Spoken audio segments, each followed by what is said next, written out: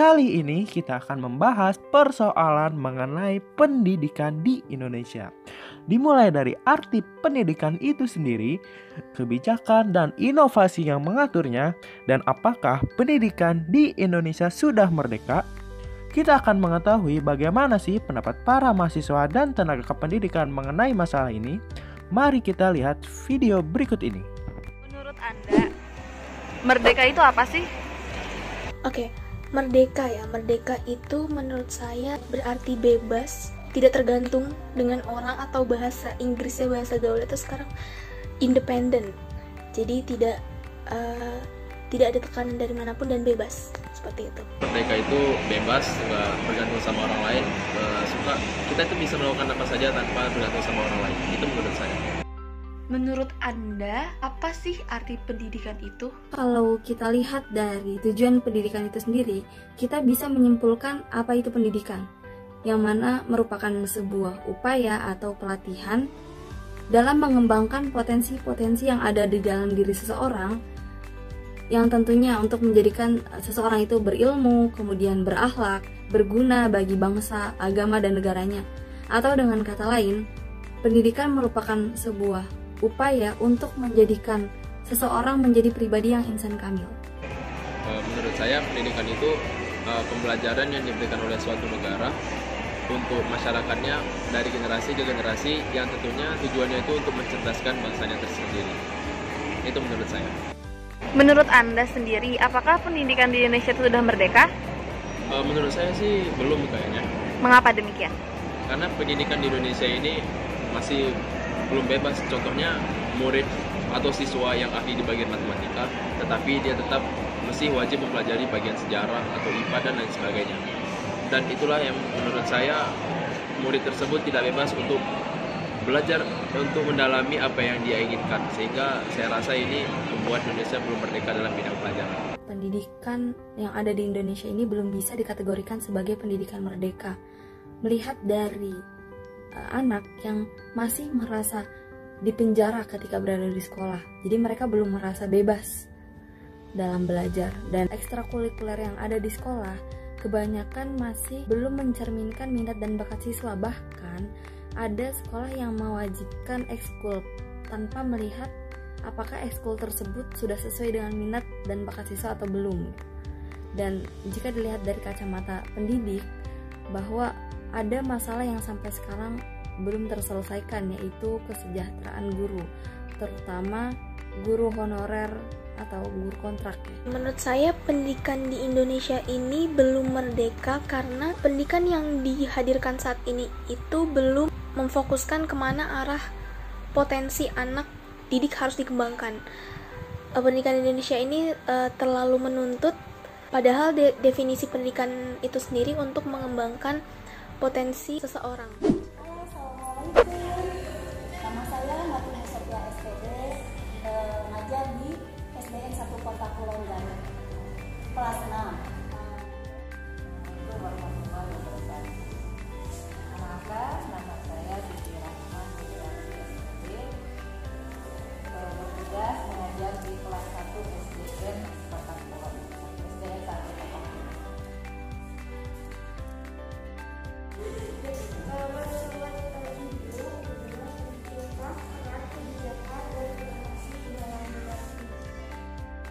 Kalau kita tidak mengikuti perkembangan gitu ya, dan melakukan inovasi, kita jelas akan ketinggalan gitu. Justru kita sebagai pendidik pengajar berusaha terus membekali diri untuk mengikuti perkembangan inovasi dalam pendidikan agar bisa mendistribusikan atau menularkan dan memberikan rangsangan kepada siswa agar siswa pun termotivasi gitu ya untuk maju mengikuti perkembangan inovasi dalam pendidikan, sehingga melahirkan generasi yang luar biasa dalam pendidikan. Kalau dari Ibu? Mungkin jawabannya sama ya. Jadi sangat dibutuhkan untuk meningkatkan pendidikan, apalagi di SD itu kan ya, kami memang selama pandemik ini cukup gimana ya, karena segalanya harus pakai IT, tertantang bagi ibu bapak guru. Tetapi terjadi juga kontradiksi dengan persiapan di orang tua gitu. Tapi alhamdulillah lambat laun bisa mengikuti. Lambat laun orang tua jadi bisa mengikuti juga, walaupun pertama mah iya.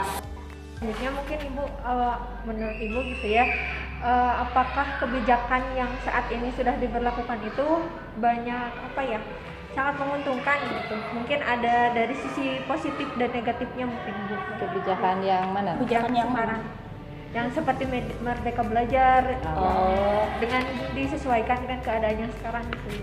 Ya, justru mungkin dengan kondisi pandemi ini gitu ya. Ketika ada kebijakan Merdeka Belajar itu sepertinya sambut menyambut gitu ya, sepertinya gayung bersambut. Ya, gayung bersambut. Jadi anak dan orang guru itu bebas berinovasi juga gitu ya. Ketika ada gerakan bebas merdeka gitu, di belajar merdeka, jadi guru diberikan keleluasaan gitu, keluar potensinya masing-masing dan termotivasi gitu ya, bagaimana menyesuaikan. Dan memang kondisi seperti ini memang ditantang gitu ya untuk semakin berinovasi dan bebas melakukan strategi dalam belajar gitu, dalam pembelajaran. Yang paling utama adalah anak pun mendapatkan kebebasan belajar dalam arti ya terbimbing dan terarah gitu ya. Jadi anak ya dengan kondisi sekarang ya menjadi tantangan yang luar biasa. Bagi yang bisa mengikuti itu menjadi luar biasa kan gitu ya, impactnya gitu, hasilnya. Dan juga belajar kan tidak harus dari buku juga ya. Jadi anak-anak bisa lewat Google sebagai tambahannya, walaupun akhirnya karena mungkin kami anaknya masih kecil-kecil, belajarnya berapa menit, mainnya juga yang paling banyak main, tapi tidak apa-apa, yang penting anak mau belajar. Tapi kalau dari segi negatifnya mungkin lama-kelamaan mereka bosan belajar, akhirnya tetap main walaupun dalam masa pandemi seperti ini. Tapi untuk belajar kelihatannya mereka lebih terbimbing di rumah. Nama Ibu Puraisin ya, dipanggil Ibu Ecin. Kebetulan saya di sini menjabat sebagai guru bidang studi pendidikan agama Islam dari kelas 3 sampai kelas 4. Ya. Nama saya Nening Yuningsi, saya mengajar kelas 1. Ibu mulai masuk ke Kota Kulon ini tahun 1990. Jadi gini Bu, kalau menurut ibu-ibu di sini penting nggak Bu peran kebijakan dan inovasi dalam bidang pendidikan? Penting sekali ya tuh, apalagi bidang pendidikan penting sekali ya. Mungkin bisa dipaparkan Bu alasannya untuk kemajuan pendidikan atau? Iya, karena dengan pendidikan baik dari karakter, perkembangan zaman, karena dengan didikannya itu positif, insya Allah anak-anak bakal lebih bagus ke depannya. Itu menurut Ibu? Mungkin dari Ibu bagaimana? Iya. Ibu juga Karena ada arahan yang tertentu gitu ya. Pendidikan utamanya pendidikan dasar ya, bagi kelas 1 utamanya bagi Bu Nining. Ini kalau bahasa Sunda Bu Nining itu sama anak-anak itu, kalau bahasa Sunda mananya tos mendarah mendaging. Jadi anak-anak itu sudah biasa rapat gitu ya. Emang anak-anak mah seharusnya gitu ya, lebih dekat, lebih berhasil. Kalau gurunya galak, anak-anak bakal ngacir. Bu Nining tidak begitu, jadi lebih dekat. Amin, anak-anak mudah-mudahan. ya. Iya, sama Ibu juga. Seterusnya. Jadi pendidikan sekarang mah tidak boleh disia-siakan, apalagi dikasih pelajaran yang keras itu tidak boleh. Jadi kita itu harus dekat kepada anak ya. Semakin dekat kita sebagai guru dengan anak, anak juga sebagai dekat kepada kita. Jadi bisa mengikuti anak-anak itu aja. Saya Yadi Supriyadi di sini sebagai kepala sekolah di 1 Kota Kulon. Kebijakan dan inovasi di bidang pendidikan itu penting apa? Ya jelas dong, inovasi pendidikan itu harus ya. Sebab pendidikan itu kan lebih maju sekarang. Dunia pendidikan itu harus maju. Makanya diperlukan inovasi-inovasi pendidikan yang lebih menarik bagi anak-anak. Apalagi kita sekarang kan kita pertilas kurikulum 13 itu harus punya guru itu harus punya inovasi yang baik, yang lebih maju untuk kemajuan pendidikan. Jadi kalau kita tidak ada inovasi, berarti kita tidak maju-maju. Ya. Dunia pendidikan itu sekarang udah sangat hebat, apalagi di era digitalisasi sekarang. Anak-anak itu harus, walaupun dampak negatifnya ada, tapi mudah-mudahan kalau diarahkan kan itu apa, semacam HP, laptop itu kan sangat diperlukan sekarang untuk pembelajaran. Malahan di era pandemi ini semua belum bisa masuk secara tatap muka, pakai daring kebanyakan pakai HP ya. Otomatis itu kan perlu. Pendidikan merupakan suatu hal yang sangat penting dan harus diperhatikan. Kepala sekolah, guru-guru di SDN 1 Kota Kulon Garut memahami pentingnya kebijakan dan inovasi dalam dunia pendidikan. Hal ini dikarenakan karena dunia semakin berkembang dan pendidikan perlu beradaptasi agar terus berkembang dan tidak tertinggal. Kebijakan dan inovasi pendidikan yang sering terlintas dalam pikiran kepala sekolah dan para guru, yakni kebijakan belajar dari rumah dan inovasi dalam media pembelajaran. Terkait dengan kebijakan Merdeka Belajar, guru memahami adanya kemudahan yang terdapat di dalamnya, diantaranya dalam hal administrasi, yaitu dalam pembuatan RPP. Meskipun pembuatannya hanya 1 lembar, namun tetap terdapat dan dibutuhkan dokumen tambahan di dalamnya. Saat ini, pendidikan di Indonesia belum merdeka sepenuhnya atau dapat dibilang menuju merdeka.